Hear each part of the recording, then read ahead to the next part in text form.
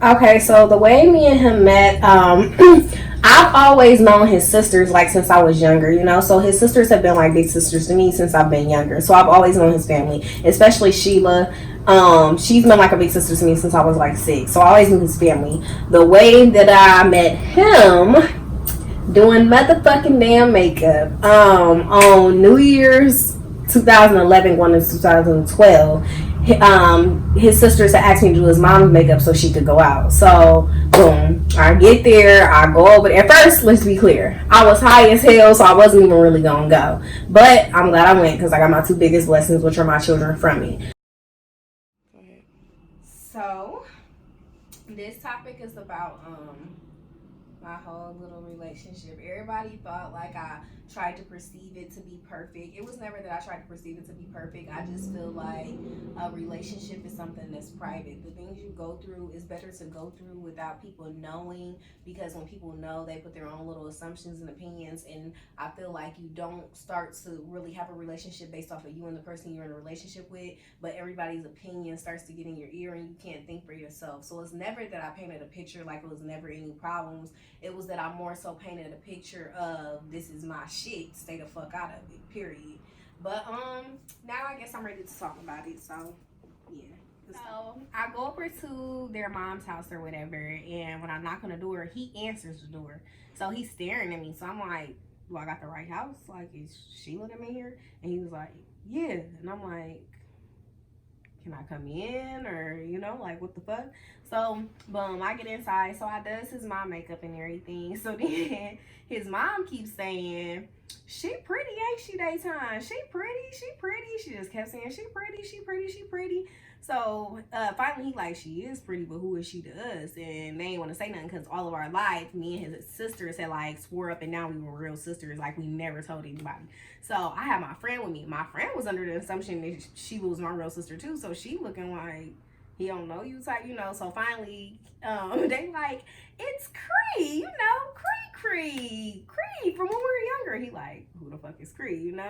So finally, they end up saying, so then later on that night, one of his sisters hit me up and she like, my bro with the dreads wanna holler at you. I'm like, okay, give me my number. I was fresh out of high school, single, was into it with my little boyfriend at the time, so I'm like, whatever. Boom.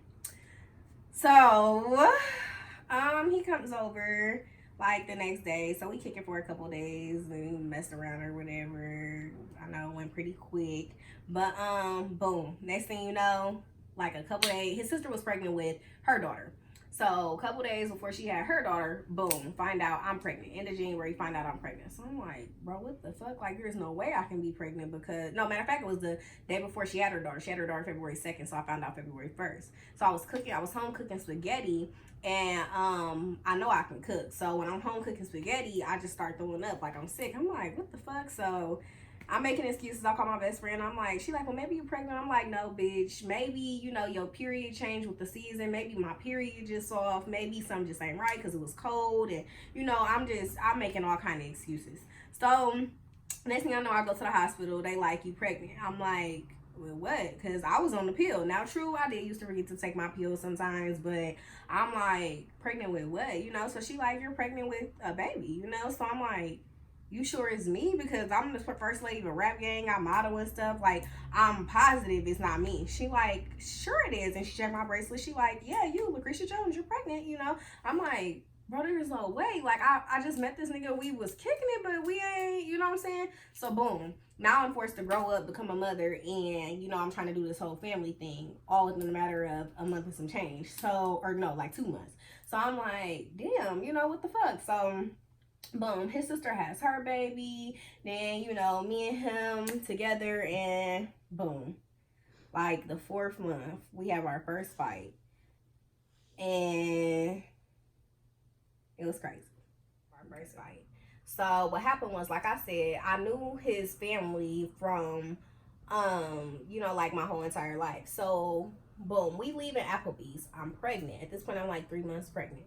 So we're leaving Applebee's. As we're leaving Applebee's, he got mad because I wouldn't answer him, and he smacked my food out of my hand.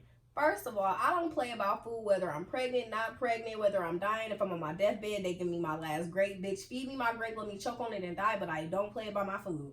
So he knocks my food out my hand. So automatically that's a problem. So I'm like, all right, we leaving Applebee's. I'm like, I'm not finna, act up in this parking lot. And so we get in the car. Do y'all know this motherfucker calls a female? Mind you, I knew his whole family. So I know you ain't got no female by this name in your family. So who the fuck are you calling? So he calls this female who, I'm not going to say the name because this is Fort Wayne. Everybody know everybody. So he calls and he like, hey, can you come get me? And when I first moved out of my grandparents' house, my first apartment was Baldwin Creek. So I'm staying in Baldwin Creek. We're leaving Applebee's on Coliseum. If you're from Fort Wayne, you're familiar with these areas. So he calls her. We coming up Coliseum. He calls. So I'm like, I know he ain't just called no bitch to come get him from my damn house. So, off of emotion, I just fire. I'm like, boom. So I hit him like closed fist. I hit like this, So when I hit him like that, I clocked him in the eye. The shit echoed so fucking loud, it scared the shit out of me. My first defense was, don't you fucking hit me, I'm pregnant. Now, true, I shouldn't have hit this man. But at the time, I'm like, this motherfucker just called a bitch to come and get him. So boom, I hit him in the eye. When I tell y'all he flew forward screaming like eye on fire, I'm just like, this nigga just better not hit me. So boom. So he's so in pain, he tries to get out my truck. As he's trying to get out my truck, he like goes to open the handle. When he goes to open my door, he breaks my whole handle off. So this nigga crawls out my trunk through, like we on Coliseum, he crawls out my trunk. So I'm trying to tell him like, nigga, get in the car. You know what I'm saying? He didn't want to get in the car. So shit, I'm not gonna beg you. So I went home. So I'm home just chilling. Out of nowhere, I just hear a boof, boof. My door just flies open off the hinges. This nigga done walked from fucking damn near from Applebee's on Coliseum to my fucking apartment in Baldwin Creek and then kicked my fucking door open. So at this point, I'm just looking like, yo, what, naturally, what the fuck am I supposed to say? So I'm like, you all right? Like, I didn't know what the fuck to say. So boom. So he comes in, he starts wanting to fight or whatever. So I'm like, you really gonna put your hands on me? I'm pregnant. As if I didn't just put my hands on him, which I shouldn't have. So boom, we get to boxing or whatever. My whole time I'm just trying to protect my stomach. So boom, that was that. So then we ended up making up or whatever. Then boom. Like maybe a couple weeks later, I'm walking to the bathroom. I'm in the apartment, I'm walking to the bathroom. As I'm walking to the bathroom, I notice his phone's on the charger on the floor. So I'm like, what the fuck? So we had just got into an argument. I said the one thing that you never say to a man, and I will tell any young lady this. I said it this one time and I never said it again, and I'm telling any young lady, you never tell a man this. What I said was, we were arguing, and in the midst of us arguing, like I said, I did get pregnant kind of quick. So in the midst of us arguing, I'm like, this not your baby anyway. Wrong thing to ever say to a man, because at that point you remove all doubt and you put all kind of questions in a man's mind. However, if you know me, I'm the type of person that when I'm arguing, I say whatever is gonna hurt you. You know what I'm saying? So I'm just trying to cut for the jugular when I'm arguing with you, not realizing the depth of what I say. So when I said that to him, he gets mad. Same female. I'm walking to the bathroom and I see his phone charging up under the bed. As I see his phone charging up under the bed, I'm like, well, who the fuck would charge their phone under the bed? Naturally, I did one thing I would never do now. Went through the phone. When I went through the phone, I seen he had texted her and asked her to come and get him. So I didn't say anything. I go in the living room. What set me off is this motherfucker said, okay, I'm finna walk to the gas station. Now, I just seen this bitch text and say she on her way. So I'm already knowing what's going on. But I hate for a person to try to play me like I'm stupid. So I'm like, no, you're not going nowhere. I know what's going on, blah, blah, blah. So boom, he gets mad, puts his hands on me again. Of course, I promises not to do it. So throughout the course of my pregnancy, we had, it was kind of domestic, you know what I'm saying, on both behalves. It wasn't just him, out of anger because of how he would treat me or things he would say to me. Like, I would hit him because that would be my only defense. And in return, obviously, he hit me. Sometimes he just will lash out and just hit me. It wouldn't be because I hit him, but the point was, it was never okay on either side, you know what I'm saying? But it happened. So fast forward, for the most part, I end up having my baby or whatever. So no, matter of fact, I leave Baldwin Creek because he damaged the apartment so bad I just didn't want to be there. My door was kicked off the hinges. I didn't trust sleeping at night because I couldn't lock my door. So boom, I moved out of Baldwin Creek. At the time I was receiving Section 8. lose my Section 8, lose all rights to Section 8, only had Section 8 all of a couple, like I said, I had it from November to I moved out April. Lose my Section 8. When I lose my Section 8, he damaged the apartment so bad, I had all kind of damages and stuff that I owe Baldwin Creek for. So boom, move out of there and I move into Canterbury. So when I moved into Canterbury, we in a relationship, boom. Next thing I know, everything's going great. You know, he's running my bathroom when I get off of work. I'm working with clients at the time. He's running my bathroom when I get off work, cooking for me when I come home. Food will be cooked and everything, you know. And at the time, I didn't have any children, so I didn't mind watching, you know, like his siblings' children and stuff. So everything's going great. I say around the time I'm about 6 months pregnant. No, when we first moved into the apartment, I was looking for something specific or whatever. When I was looking for something specific, he was like so focused on the TV, he wasn't paying any attention to me. So I'm like steady asking him, I'm like, where is it at? Where is it at? So he takes my whole folder of stuff that I needed for work and just threw the folder everywhere. I'm mad, so boom, I hit him. Or no, I didn't hit him. I pushed him. So when I pushed him, next thing I know, he takes and he chokes me. Now, mind you, I'm 6 months pregnant. So I push him. So when I push him, I walk off thinking like, you know, because I was just so frustrated when he threw it. I'm like, why would you do that? So boom, I walk off. As soon as I walk off, he just grabs me up and chokes me. When I tell y'all, I remember seeing flashes of when I was younger, playing on the swing and playing with my little brother. And then next thing I know, I remember looking out the window and seeing my truck. And then I was just out, you know. So I didn't know I had passed out. So next thing I know, he like shaking me. And I'm looking at him like, why are you shaking me? You know what I'm saying?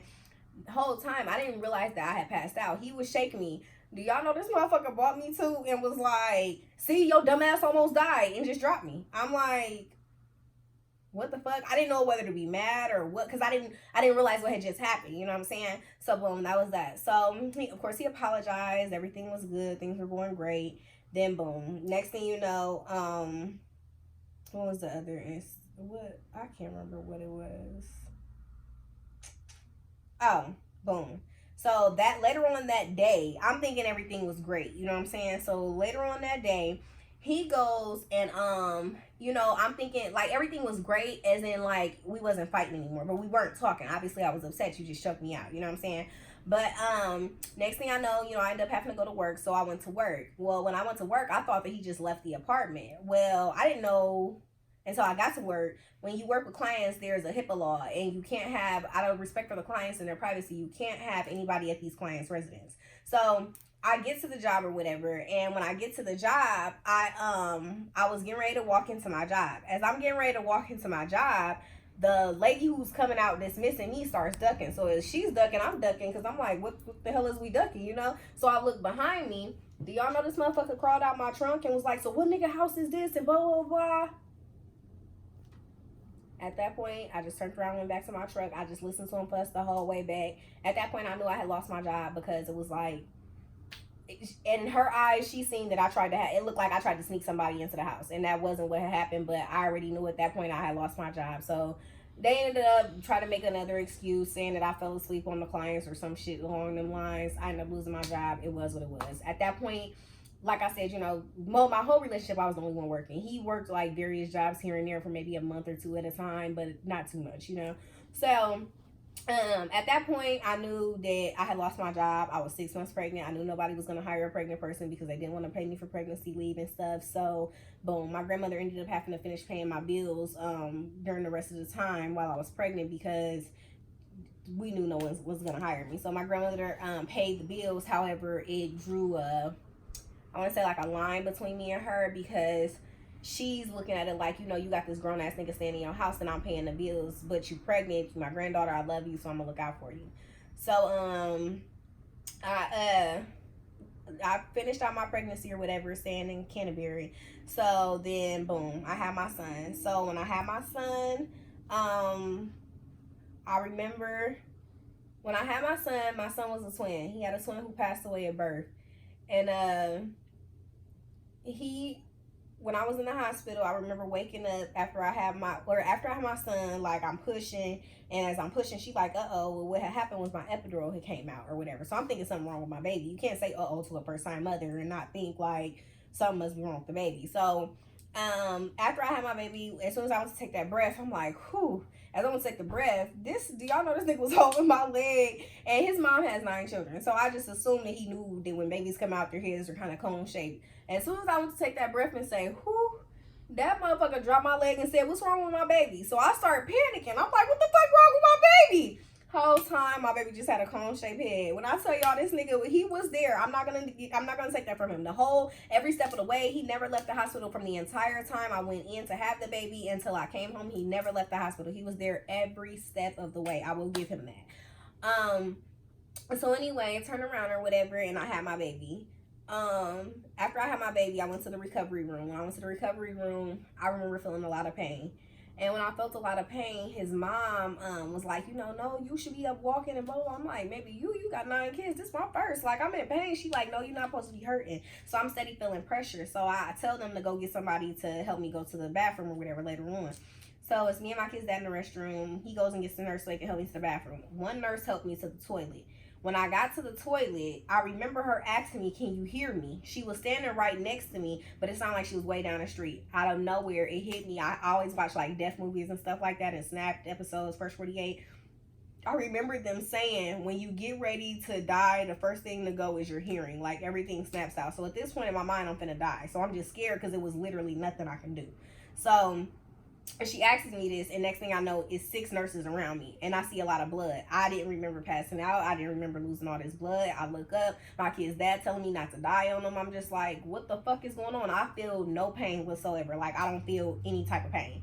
So they ended up getting me in the bed and stuff. So they're telling me to push. So I'm confused because I'm like, I thought I just had the baby. So my whole pregnancy, they told me it was a heart murmur. They didn't know it was another twin. So they're telling me to push, and I'm looking over in the incubator and I'm seeing my baby that I just had moving. So I'm like, well, what the fuck? Like, why are you telling me to push? So they steady telling me to push, steady telling me to push.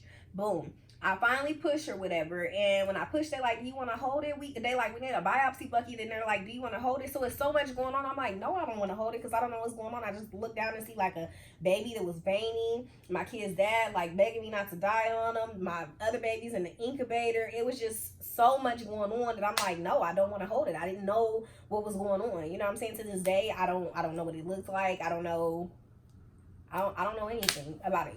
Really. So boom, that ended up happening or whatever. So after that, they labeled me a fall risk and all kind of stuff. They took my baby, put him in the nursery, and just they just felt there was so much trauma in my body. They just kind of gave me medicine to put me at ease, put me to sleep.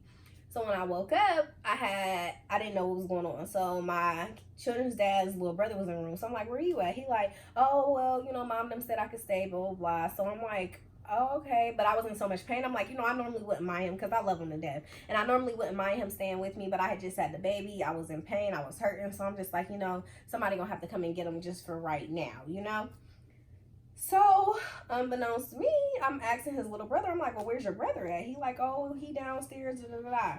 Well, his stepfather, or, I'm not gonna say stepfather, or like a family friend, or like someone close to him that's kind of like a father, had been in the cafeteria. He had no idea. One of the people in the cafeteria was acting like she was friends with my kid's dad, like she went to school with him. First of all, we don't do that friend stuff if they ain't both our friend, because it's creepy. You know what I'm saying? So she asked his, like, the guy who's like a dad to him, she asked him to give her his number, so they can catch up and stuff from school. Well, first of all, I'm letting her having a child. No female should be giving, in my opinion, no female should be giving him their number to catch up. Right now, he got to catch up on me. Shit. So long story short, I didn't know anything of this female until 6 months later when I announced my pregnancy with my youngest son, Houston.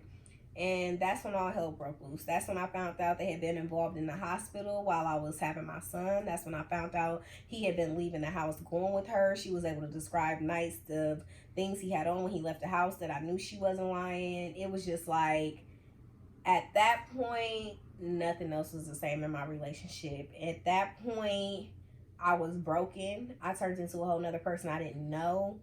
I turned into a fool, honestly. At that point, I lost me.